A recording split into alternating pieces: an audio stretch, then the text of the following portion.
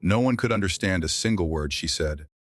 Not the waiters, not the manager, not even the wealthy guests who prided themselves on knowing every language of importance.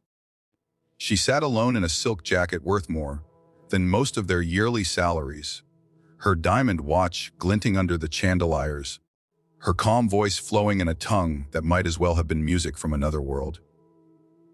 And yet, behind her serenity burned something urgent, something desperate. Who was this millionaire Japanese woman? And why had she come all the way to Moscow, only to find herself trapped in silence, invisible in the middle of a crowded room? The night had a certain shine about it, the kind that only a city like Moscow could offer. Icy air outside, golden light inside, and a tension in the air that no one could quite explain. The restaurant at the edge of Tverskaya Street was alive with chatter, the sound of crystal glasses clinking against marble tables, and the quiet shuffle of waiters in polished shoes. Yet, for all its grandeur, for all its glimmer, the center of attention was not the chandeliers or the orchestra playing faintly in the corner. It was the woman sitting alone near the window, her presence commanding attention without her ever asking for it. She was unlike anyone the patrons had ever seen in that place. Tall, graceful, her posture straight and her expression calm. She wore a silk jacket with a traditional cut, a deep blue that shimmered with threads of silver, like a night sky captured in fabric. A diamond watch glinted on her wrist every time she moved her hand, a subtle reminder that her world was carved in wealth and power. Her hair, jet black and smooth as ink, was pulled into an elegant bun secured by pins that looked like pieces of art themselves. But more than the beauty, more than the wealth, it was her aura that made people stare. An aura of someone who knew exactly who she was, someone who could step into any room and transform its energy simply by existing. When she raised her hand, softly beckoning a waiter, the nearest young man hurried toward her. His name was Pavel, and though he had worked in the restaurant for 2 years, nothing in his training had prepared him for this encounter. He greeted her in Russian with his best professional smile, notebook ready. She looked at him, her lips parting slightly, and then she spoke. Words like music, flowing in a language that seemed to belong to another world entirely. It was Japanese. Pavel froze. His eyes blinked quickly. His mouth opened but no sound came out. He hadn't understood a single syllable. He looked at her apologetically, hoping maybe she would understand a gesture or a smile. But her expression remained poised, waiting, expecting him to comprehend. He stuttered, tried in broken English, but she shook her head gently, repeating her words in her own tongue. The noise in the restaurant dimmed as nearby tables caught on. A hush spread as more people began to notice the scene. This elegant, clearly important woman speaking a language no one understood, and the waiter shifting uncomfortably, unable to bridge the gap. The manager, a tall man with slicked back hair, noticed the disruption and hurried over. With a polite bow of his head, he attempted to engage her in Russian, then English, his voice low but firm. Again, she replied in Japanese, her words calm yet insistent, her tone suggesting that whatever she was saying carried weight. But still nothing. The manager's face tightened as he turned to the staff for help. Another waiter was called, then another. Each tried, and each failed. Some attempted English, some gestured with menus and pens. One even tried typing into his phone translator, but the nuances were lost. The connection broken. The woman's eyes grew heavier, the tiniest shadow of frustration flickering across her otherwise serene face. People at the nearby tables whispered among themselves. "Who is she?" one man asked. "She looks like someone important. Maybe royalty," a woman speculated.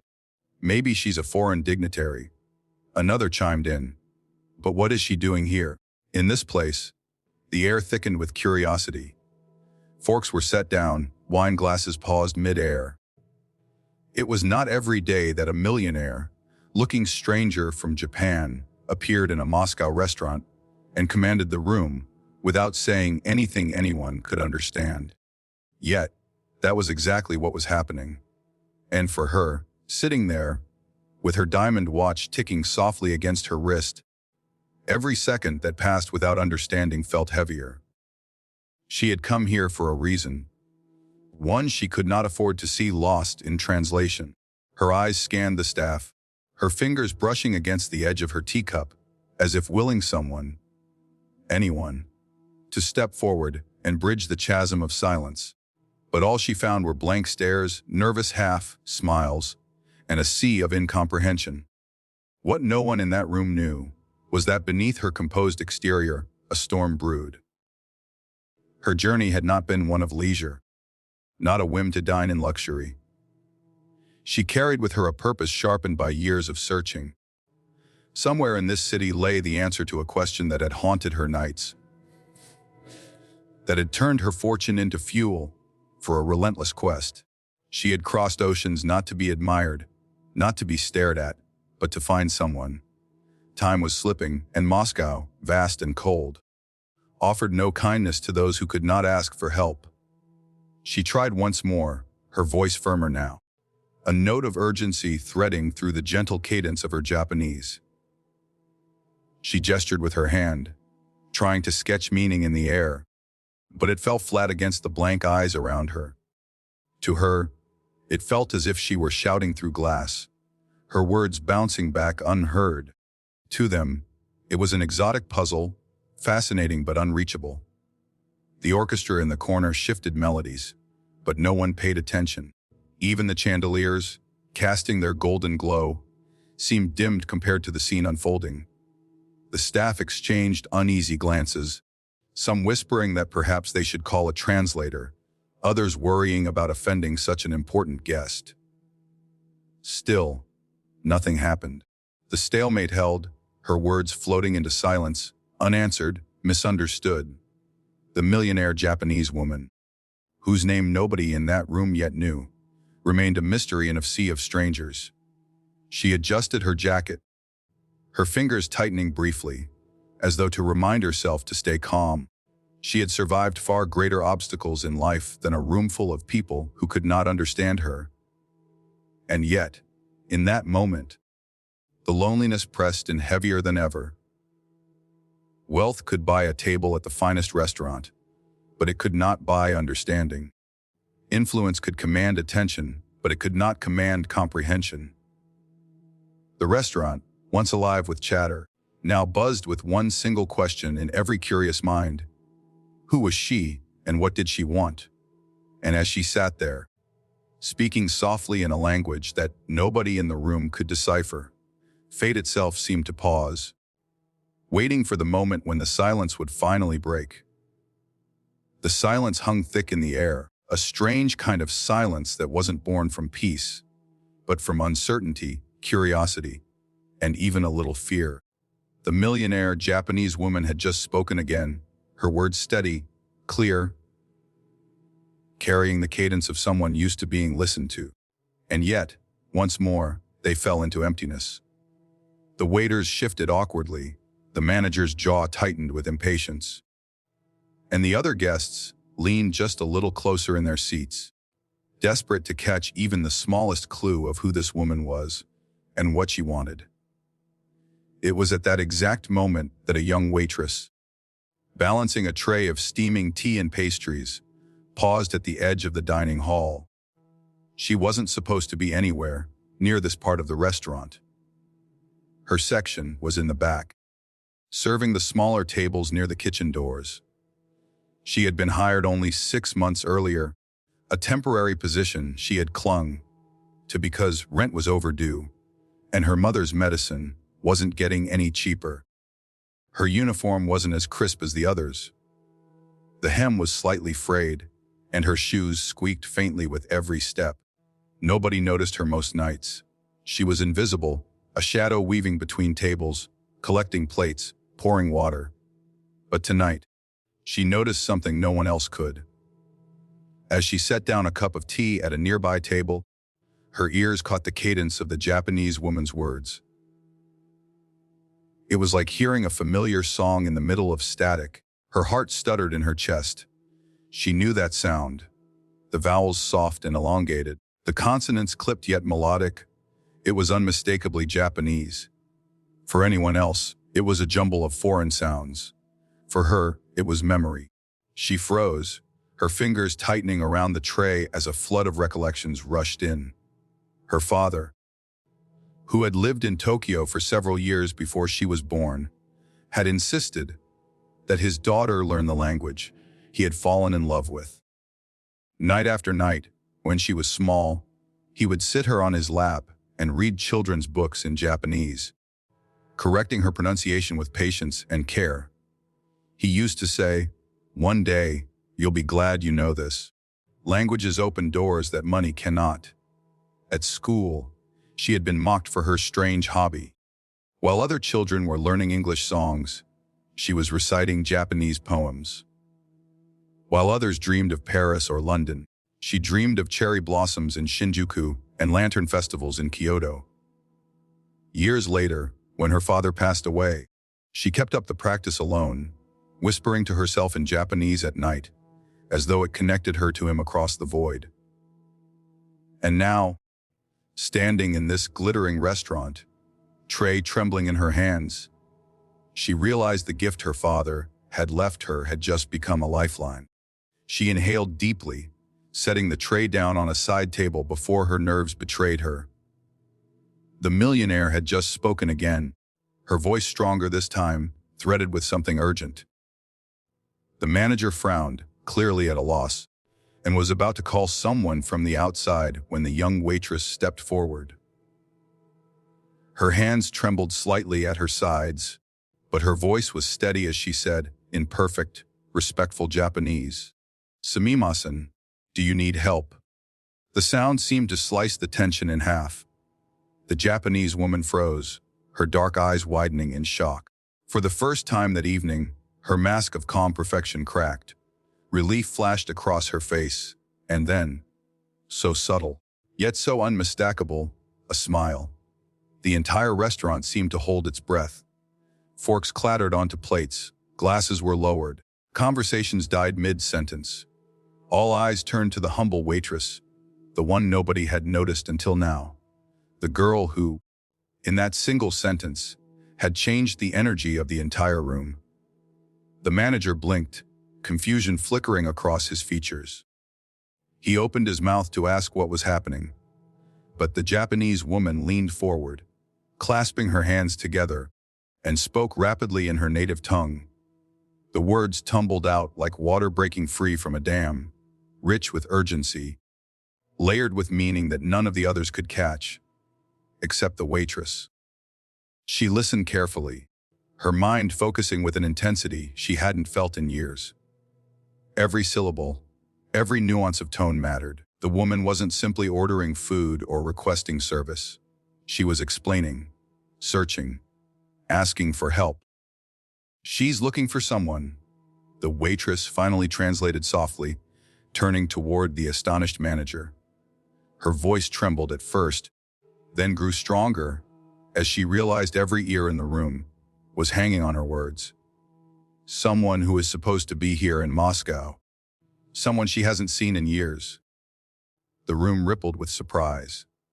Someone whispered from the corner, "She came here for a person." Another voice, hushed but awed, murmured, "What kind of person could make a millionaire cross continents?" The waitress turned back to the woman, bowing her head slightly in respect before asking gently, "Who are you searching for?" The Japanese woman's voice softened. She spoke more slowly now, carefully, as though measuring each word. She described a man, Russian by birth, Japanese by choice. An old friend, perhaps more than a friend, who had disappeared from Tokyo decades ago, without explanation. She had tried for years to track him, hiring investigators, following rumors, chasing shadows across Europe, and finally, a lead had pointed her here, to Moscow. But she knew no Russian, and she had no allies in this unfamiliar city. Without help, Her search was hopeless. The waitress's throat tightened. She could hear the desperation hidden beneath the woman's calm delivery. She understood now why her voice carried such weight. This wasn't about wealth or about being admired in a foreign land. It was about finding someone she had lost to silence and distance. As the waitress translated, the restaurant remained hushed. The wealthy guests who had moments earlier been whispering mockery now leaned forward with empathy. The staff who had fumbled helplessly now looked at the waitress with new eyes. The manager, usually quick to dismiss his younger staff, stared as though he had never truly seen her before. But most of all, the Japanese woman's gaze had shifted. No longer did she look past the staff and the guests with distant dignity. Now her eyes were locked on the waitress, full of gratitude, relief, and something deeper, recognition. She had found, in the most unexpected place, the one person who could give her voice back. The waitress swallowed hard, realizing the weight of what she had stepped into. She wasn't just translating words. She was holding a bridge between two worlds, one that carried not just information but hope. And with every sentence she spoke in Japanese, every word she translated into Russian, she felt the invisible threads of fate weaving tighter around her. She should have felt small, intimidated by the wealth and power of the woman before her, or by the watchful eyes of the restaurant. Instead, she felt taller than she ever had. For the first time in years, her strange, overlooked skill wasn't just a hobby. It was salvation. The millionaire reached across the table, in a rare breach of her composed demeanor, took the waitress's hand briefly in her own. Her voice trembled with sincerity as she said in Japanese, "Arigato. You have no idea how much this means to me." The waitress translated softly, her own eyes glistening. And though the chandeliers still glittered above, and the orchestra still played in the corner, everyone in that room knew they were witnessing something rare, something powerful. The exact moment when two lives, so different yet somehow destined to meet, collided. And from that night on, nothing would ever be the same again. From the moment the millionaire Japanese woman clasped the waitress's hand, a quiet understanding bloomed between them, one that went deeper than the words being exchanged. The restaurant had returned, little by little, to its rhythm. Guests resumed their meals, though many continued to glance over curiously. The staff dispersed, their murmurs subdued, though their eyes occasionally flicked back to the table, by the window where something extraordinary had just taken root. For the waitress, the night felt as though it had shifted on its axis. Only a few hours earlier, she had woken up in her small, damp apartment, the hum of the refrigerator the only sound in a place that had long since stopped feeling like home. Her world had been one of survival, of worn shoes and endless double shifts, of counting every ruble until the end of the month. Yet now, sitting across from this elegant woman who looked at her, as though she were not invisible, but indispensable, she felt as though she had stepped into someone else's story. The Japanese woman introduced herself. Her name was Ayako Takamura, a name that carried weight in the business world. Though the waitress, Elena, had never followed international business closely, she had heard of the Takamura family. They were known in whispers, in glossy magazines sometimes left behind on cafe tables. Shipping magnates with global influence, art patrons with estates stretching from Kyoto to Paris. And here was Ayako herself, the woman at the heart of it all, sitting before her, speaking not with the cold distance of power, but with a warm, earnest plea. "I search for translators," Ayako explained in Japanese, her tone softer now that she was being understood. "But I did not trust agencies.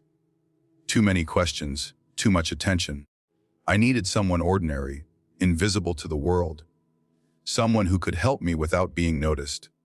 She smiled gently, almost ironically, "And it seems fate sent me exactly that." Elena translated for the manager, though she left out the last sentence. Some words, she felt, were meant only for her. From that night onward, Elena's life transformed in ways she could not have imagined. Ayako requested her presence the very next day, and the restaurant, eager to please such a powerful client, granted Elena leave from her regular duties. What began as a hesitant translation over dinner became something far larger. Elena became Ayako's companion in Moscow, her guide through streets she had never dared to walk alone. Her voice in meetings where no one else could bridge the silence. They traveled together in sleek, black cars with tinted windows, Ayako's chauffeur navigating the sprawling city with precision. Elena sat at her side, translating conversations with officials, guiding her through archives, calling numbers that Ayako had scrawled in her notebook with careful hands. They searched for records, for faces, for fragments of a man who had once been a part of Ayako's world. His name was Nikolai Sokolov. To Ayako, he was not just an old friend. He was the man who had once saved her father's business in Tokyo during a financial storm, the man who had taught her how to play chess when she was only 12, the man who disappeared without explanation when she was still too young to ask why. To others, he was a ghost in the city, a man who had abandoned his ties and built a quiet life in Moscow far from the world of power. Days turned into weeks, each one blurring with exhaustion and discovery. Elena found herself learning more about Ayako's world than she had ever known existed. She saw how power could be both shield and burden, how wealth could open doors, but never replace the ache of loss. In hotel suites lined with glass windows, Ayako would sometimes grow quiet, staring out at the Moscow skyline, her face illuminated by the cold glow of city lights.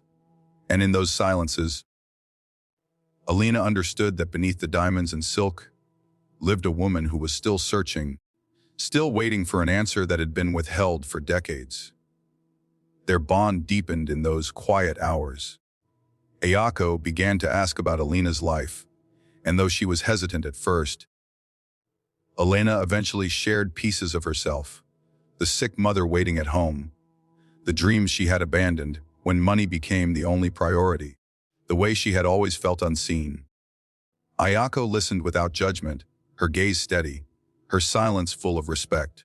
"You are not invisible," she said one evening in Japanese, her voice low but firm. "The world simply has not learned how to look at you." It was perhaps the kindest thing anyone had ever said to her. The search for Nikolai was not easy. There were false leads, names on lists that led to dead ends, doors closed in their faces, people unwilling to speak. But with every setback, Elena grew more determined. She had never fought for someone else's dream before, yet here she was, navigating archives until her eyes burned, calling strangers until her voice grew hoarse. Ayako, in turn, offered her something she had never known: trust. She entrusted Elena with her secrets, with the weight of her story, and with the hope of reunion. Then, one late evening in autumn, when the wind outside carried the first bite of winter, they found him. It was in a modest neighborhood on the outskirts of Moscow, in a small apartment building that bore no resemblance to the luxury Ayako had left behind in Tokyo. The lead had come from a retired official who remembered a foreigner once asking about residency papers. His name matched, his age aligned. They drove there together, Ayako sitting in silence, her hands clenched tightly in her lap, Elena's heart pounding in rhythm with the hum of the car engine. When they arrived, the building was dimly lit, its stairwell echoing with the distant sound of a television. Elena led the way, Ayako close behind, each step heavier than the last. Finally, they stood before a wooden door. Elena knocked gently. For a long moment, there was nothing. Then footsteps, slow and hesitant. The door creaked open, and there he was. An older man now, his hair silver, his face lined with time, but his eyes sharp. unmistakably the same as in the photographs Ayako had once shown her. "Nicola," Ayako whispered, her voice trembling. The man's eyes widened, his breath catching in his chest. For a heartbeat, he seemed unsure if he was awake or dreaming. Then, slowly, recognition dawned. "Ayako," he said, his Russian tinged with the faintest trace of Japanese pronunciation, as though he had never quite let it go. The years between them dissolved in that instant. They spoke, haltingly at first, then faster, words tumbling out as though making up for decades of silence. Ayako explained the years of searching, the unanswered questions, the emptiness his absence had left. Nikolai explained his reasons woven from politics, from fear, from choices he had thought would protect her family, but had instead built a chasm of distance. Elena stood to the side, translating when necessary, though often her services were not required. Language was no longer the barrier it once had been. It was time itself that had stood between them, and now time was yielding, if only for a moment. Tears glistened in Ayako's eyes as she reached out, her hands trembling as they clasped his. For her, the search had ended. For him, the past had finally come knocking, demanding to be faced. In that tiny apartment, under the dim light of a flickering bulb, something rare happened: reunion. Elena knew she was witnessing more than a meeting. She was witnessing the closure of wounds left open for too long, the mending of ties thought forever severed. And as she stood there, unnoticed in the grand scheme, she realized that her place in this story was not small. She had been the thread that stitched their worlds together again. In the days that followed, Ayako and Nikolai met often, sometimes in public, sometimes in the quiet of his apartment. Elena remained by her side, always translating, always guiding. But she also began to notice something else. Ayako's gaze lingering on her with a kind of protectiveness, as though she had become more than just a translator. One evening, as they sat together after another long day, Ayako turned to her. "You have given me back something I thought I had lost forever," she said softly in Japanese. "And in doing so, you have shown me that even the most invisible person can change the course of a life. I will not forget that, Elena." True to her word, Ayako did not. When it came time for her to return to Japan, she made Elena an offer. It was not charity, nor pity. It was an invitation, an opportunity to step out of the shadows and into a life where her talents, her heart, and her courage would no longer go unnoticed. Elena hesitated. Fear of change gnawed at her, the weight of her responsibilities at home heavy on her shoulders. But then she remembered her father's words. "One day, you'll be glad you know this. Languages open doors that money cannot." She realized that the door had been opened, wide and waiting. And so, as Ayako's plane took off into the sky, Elena sat beside her, not as a waitress anymore, not as someone invisible, but as a trusted companion whose voice had bridged not just languages but destinies. The chandeliers of Moscow no longer glittered above her, but something brighter did, the beginning of a life she had never dared to dream.